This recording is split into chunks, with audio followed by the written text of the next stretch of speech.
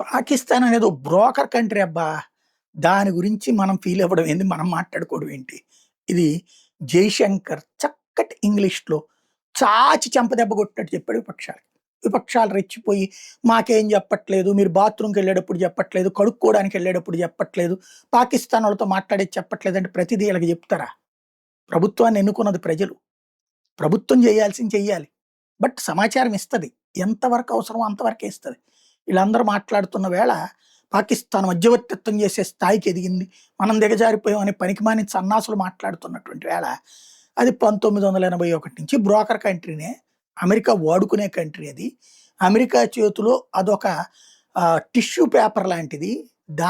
దాని తరహా దిగజార్చాల్సిన కర్మ భారతదేశానికి పట్టలేదు.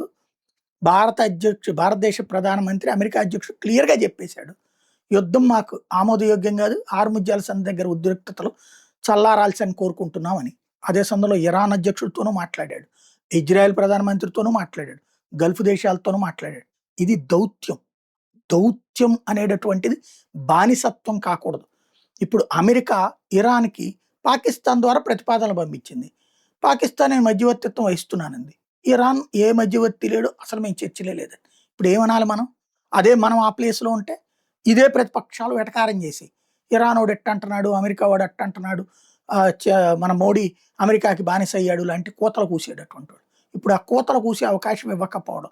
అట్లాగే ప్రపంచమంతా లాక్‌డౌన్‌లు, ప్రపంచమంతా పెట్రోలియం కొరతలు, పెట్రోలియం ధరల పెరుగుదలలు జరుగుతున్నటువంటి సందర్భంలో కూడా ఇక్కడ బాధ్యతగా చేసుకువెళ్తుండటం. నచ్చక తెచ్చినటువంటి మాటల యొక్క మూలాలకి సమాధానం జయశంకర్ ఘాటుగా ఇచ్చారు.